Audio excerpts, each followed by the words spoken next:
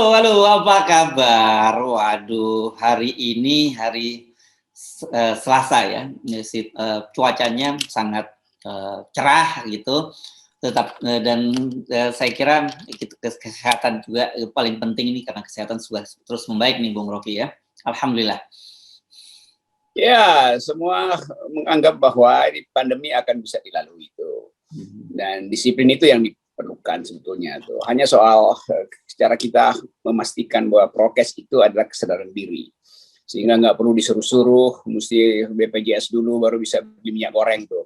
Lebih baik suruh beli minyak goreng sampai pakai masker. Ngapain suruh iuran BPJS? Jadi kelihatannya pemerintah memang ingin agar supaya semua orang itu, terutama yang mandiri, bayar dulu BPJS itu karena anggaran udah habis itu. Gitu. Ini bakal tukar tambah dengan JHT karena kelihatannya Pak Jokowi akan kasih semacam kemudahan. Tapi rakyat menganggap ya apa yang disebut kemudahan kalau minyak goreng aja masih dituntut dengan bukti BPJS, bahkan KK, kartu keluarga, SIM juga begitu. Jadi itu soalnya tuh. Ya. Ini makin aneh-aneh saja ini karena urusannya minyak goreng dengan vaksin dan sebagainya gitu. Kita nggak tahu apa mungkin para penimbun atau para pemilik lahan sawit apa mereka nunjukin sudah divaksin waktu mengambil alih lahan-lahan jutaan hektar itu soalnya.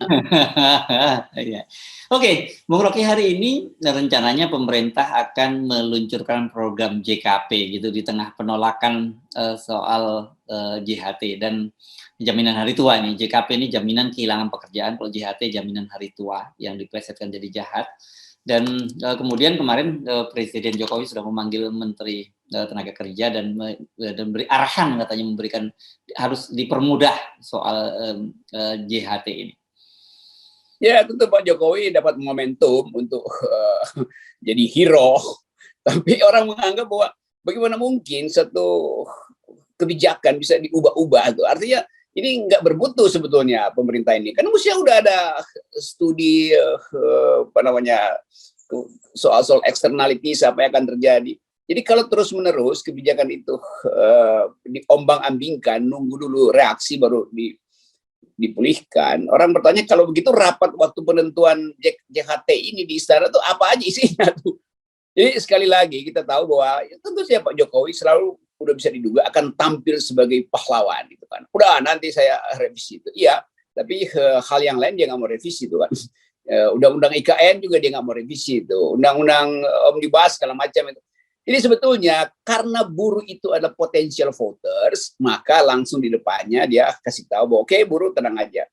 Tapi sebetulnya itu bukan penyelesaian karena persoalan buruh itu berakar jauh pada kebijakan pemerintah yang betul-betul nggak meminggirkan hak buruh, bukan sekedar soal jaminan hari tua yang nanti bisa direvisi. Jadi kalau kita lihat satu paket besar, kita tahu bahwa di dalam keadaan ekonomi memburuk, satu-satunya cara adalah bagi presiden adalah membujuk rakyat dengan menggelontorkan jutaan minyak goreng yang sebetulnya juga ngapain gelontorin minyak goreng kalau nanti 3 bulan lagi ada masalah orang antri lagi bawa KTP lagi kan. Jadi ini soal kemampuan rasional dari pemerintah untuk mengevaluasi kebijakan-kebijakan dia yang tidak konsisten. Tapi kita anggap aja bahwa oke, itu reaksi normal dari sebuah kekuasaan yang udah amburadul, membeli semua dengan pencitraan. Dan saya kira itu yang Pak Jokowi paham supaya elektabilitasnya atau kepuasannya bisa naik jadi 200% gitu. Oke, nanti kita ngomongin soal kepuasan publik itu. Jadi kita lanjutkan. Ini memang terlihat betul seperti yang Anda sampaikan tadi, tiba-tiba sekarang Pak Jokowi jadi pahlawan. Kenapa? Karena bukan hanya mempermudah JHT, tapi menambahi bonusnya dengan JKP gitu ya. Kan ini tadinya tidak masuk dalam program, dan ini jadi bukan program baru, dan saya kira ini akan dijual habis ini oleh terutama kalangan buzzer. Ya, dan kita tahu anggaran negara itu selalu ada trade off. Dibuka di sana berarti di sini mesti ditutup. Kan gampang betul kita lihat itu kan. Jadi kita mau lihat lagi dari mana sogokan itu. Yang udah pusing pasti Sri Mulyani, hari ini dia pusing lagi itu. Ambil dari mana lagi nih kalau ada program baru tuh. Tapi memang rumusnya begitu.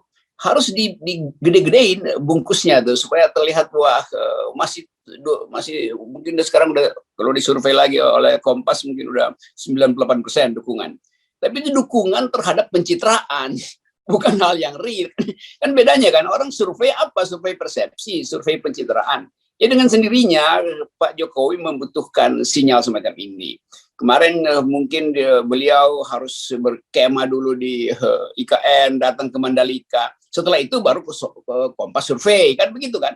Jadi disiram dulu dengan pencitraan, baru disurvei. Kita mengerti lah metodologi itu. Jadi saya kasih kritik aja bahwa harusnya kita hati-hati membaca survei. Kita mesti lihat di belakang survei itu ada peristiwa apa dulu tuh. Kalau sekarang misalnya, apakah Pak Jokowi peduli rakyat? Pasti peduli rakyat. Karena peduli buruh pasti peduli buruh. Karena ini udah panggil Menaker tuh.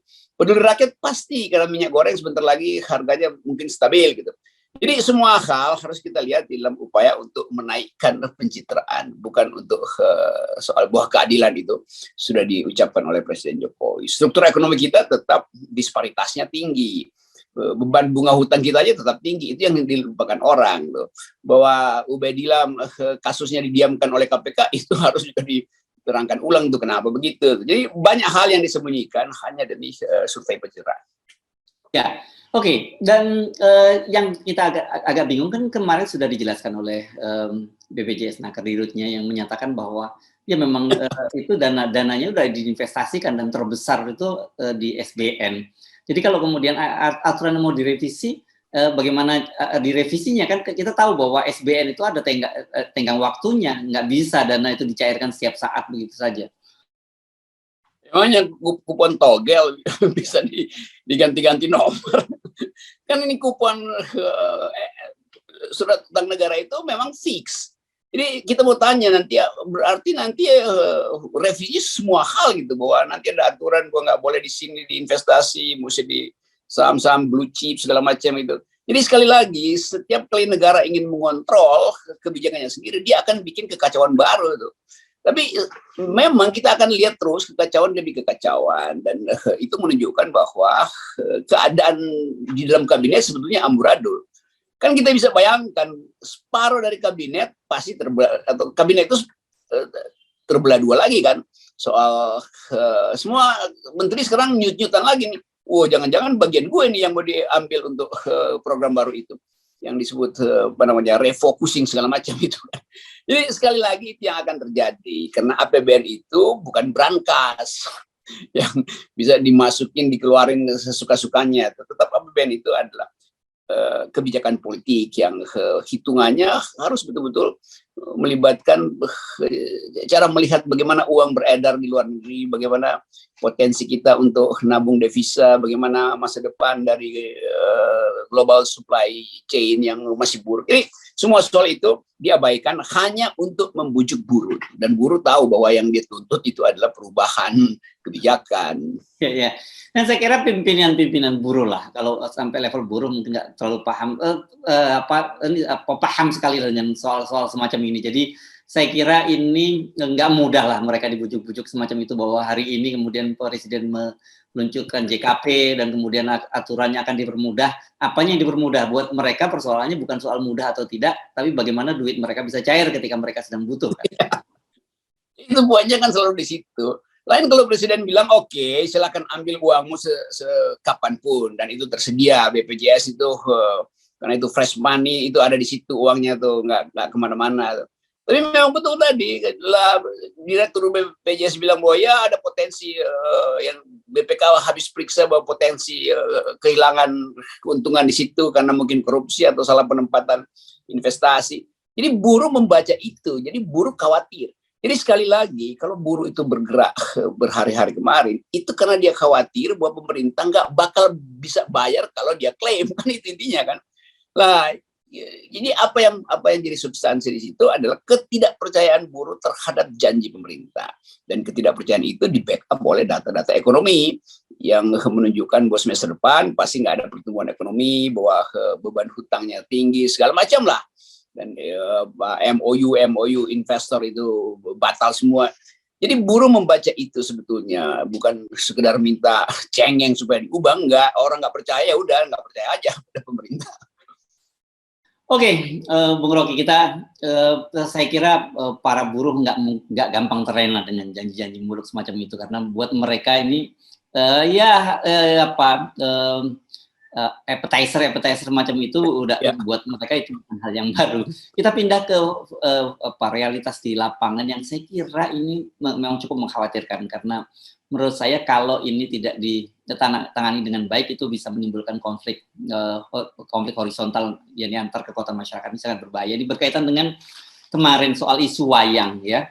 Saya juga agak kaget mengapa kemudian ceramah yang sudah beberapa tahun yang lalu kemudian dipersoalkan baru dari sekarang dan kemudian jadi ribut.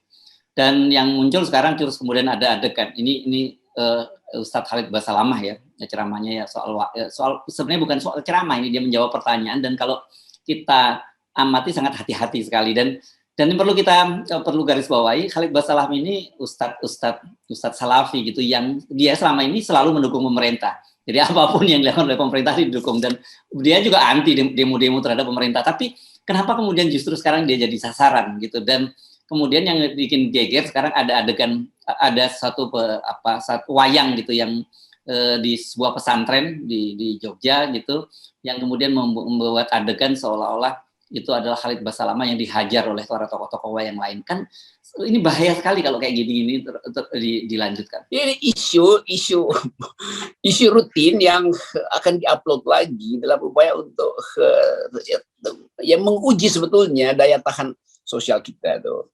Dan itu paralel dengan saya tadi dapat bermacam TikTok yang ngeledek presiden itu, yang bunyinya kira-kira saya masih mau 3 periode, dan dibalas oleh para TikToker dengan bercanda yang gila-gilaan. Jadi ada pertandingan public opinion di dalam masyarakat itu. Sementara Islamofobi tetap diedarkan. Jadi saya tetap lihat bahwa ada mungkin satu ruangan di istana yang memang mengolah isu-isu semacam ini nih. Yang sana kasih carrot, yang di sini kasih stick segala macam. Jadi sekali lagi kita dipermainkan sebetulnya, dan kita tahu bahwa permainan duel opini publik dengan segala macam konsekuensi, rasis, sara, olok-olok kultural segala macam, itu memang untuk mengelabui bahwa pemerintah sebetulnya sedang kekurangan atau sedang bangkrut secara material, secara ekonomi terutama. Jadi sekali lagi kita bisa paham itu tuh, dan ini akan berlanjut terus sampai akhirnya kita tahu bahwa memang APBN itu berantakan. Mungkin bulan April nanti kita bisa lihat bahwa memang nggak ada yang bisa dibiayai lagi tuh, karena itu negara mulai mengancam dengan sinyal-sinyal semacam itu. Ya, jadi tugas kita saya kira untuk mengingatkan gitu ya, jangan publik jangan mudah diadu domba gitu dengan isu-isu semacam ini, apalagi isu-isu soal Islamophobia ini kan kita mudah sebenarnya membaca siapa yang memproduksinya dan kemudian targetnya apa kan. Ya, selalu nanti ada balasan dari Basro, bagaimana Islamofobi? Kan Indonesia mayoritas Islam. Oh iya, tetapi bukan soal mayoritas minoritasnya, tapi diumpankan ke publik sesuatu yang akan membelah kita tuh sebetulnya tuh. Jadi kira-kira begitu permainan psikogram istana. Dan kita mengerti bagaimana rakyat itu hendak bertahan, dan rakyat juga nggak peduli soal begituan karena dia masih ngurus tahu, tempe segala macam tuh. Jadi pemerintah kehilangan kemampuan untuk mensejahterakan rakyat dan berbalik menakut-nakuti rakyat jadinya kan. Karena cuma cara itu yang bisa dilakukan oleh pemerintah. Nah, lain kalau misalnya Presiden Jokowi memang kasih sinyal bahwa ekonomi akan meroket yang selama ini nggak terjadi itu. Jadi ketidakmampuan teknokratik dari pemerintah itu diatasi dengan sinyal-sinyal insinuasi semacam ini. Itu yang bahayanya. Jadi betul tadi kita ingin supaya rakyat lihat aja fundament yang paling mungkin untuk kita baca adalah krisis ekonomi. Itu intinya sebetulnya yang udah di depan mata. Ya, jadi kita ingatkan kembali soal voice dan noise yang kita pernah bahas gitu ya. Ya, soal wayang ini adalah soal noise gitu yang memang sengaja diproduksi gitu ya. Dan tapi ini berbahaya karena bermain-main di level konflik horizontal ini kan sangat berbahaya. Sementara isu-isu soal minyak goreng yang langka, kemudian kedelai dan tempe dan tahu yang menghilang dari pasaran, kemudian isu soal dana buruh dan sebagainya. Ini adalah voice yang harus terus kita kawal. Betul, jadi ini kita rumuskan aja bahwa semakin voice itu kuat, semakin noise itu hendak tandingi itu. Ya. Tapi di dalam teori komunikasi politik kita tahu bahwa ini yang disebut sebagai politik demagogi itu. Jadi negara, pemerintah memproduksi narasi yang betul-betul demagog, yang hanya ingin mengorek-ngorek rasa marah orang, mengorek-ngorek dendam, dan membakar secara potensial dia akan membakar keakraban berwarga negara. Dan saya kira di level akar rumput kita mesti mulai menjaga itu. Kita mesti melihat mana-mana yang rumput-rumput yang mulai kering mesti kita siram gitu. Dan juga kita mengingatkan Bang, jangan kalau ada rumput yang kering jangan malah dilempar dengan korek api kan. Ya, dan itu rumput yang bisa dengan cepat terbakar sebetulnya kalau dia crossfire dengan keadaan ekonomi. Dan bayangkan misalnya dalam 2 minggu ke depan misalnya betul-betul PHK-nya ada di mana-mana dan buruh menganggap oke, sebelum Presiden Jokowi buatkan JKT baru apa segala macam, dia mau tuntut supaya bayar aja uang kami karena kami mau bikin partai buruh yang ingin beroposisi kan. Nah, itu bahayanya di situ tuh. Sementara rakyat bawah dikompor-kompori oleh negara justru dengan isu-isu primordial itu tuh. Lalu terjadi ras, uang diambil kemana-mana, ya udah selesai negeri ini. Jadi potensi itu ada di kita tuh, dan itu yang hendak diatasi dengan seolah-olah, oh ya dukungan pada presiden masih 73%, nah itu palsu namanya. Jadi waspada, setiap kali ada isu-isu yang kemudian mengadu domba publik, itu kita mesti waspada. Dan juga memang kita kemarin misalnya kita mendengar ada ketua umum KNPI tiba-tiba dipukuli orang tak dikenal gitu ketika mau turun dari mau makan di sebuah restoran. Saya kira ini juga menunjukkan ada semacam eskalasi yang kita mesti waspadai dan mesti kita hati-hati melihat persoalan ini. Ada apa sebenarnya agenda di balik ini gitu. Benarkah ini hanya sekedar persoalan-persoalan yang sederhana atau ada skenario besar di balik itu semua? Ya, kita baca itu sebagai ada penumpang gelap yang mulai bermain di situ. Tapi yang lebih berbahaya adalah penumpang resmi yang memang mengolah isu ini sehingga tadi memudahkan untuk membakar jerami yang lagi berasap gitu. Jadi di mana-mana kita lihat sekarang puntung berasap gitu ya. Kalau dilemparkan ke manapun itu bisa menimbulkan kekacauan dan atas dasar itu pengendalian politik akan dilakukan. Jadi bayangkan kalau terjadi kekacauan segala macam, lalu istana bilang oke, ini darurat sipil. Dan oleh karena itu pengendalian opini akan kita perketat sambil membayangkan bahwa karena itu diperlukan pemimpin yang bisa menyelesaikan segala masalah ini, dengan kata lain harus ada 3 periode Presiden Jokowi itu. Jadi ini dengan mudah sebetulnya disulap. Kita selalu ingatkan bahwa akal sehat akan mampu untuk mendeteksi kejahatan kekuasaan. Yes, waspadalah. Salam 0%. 0,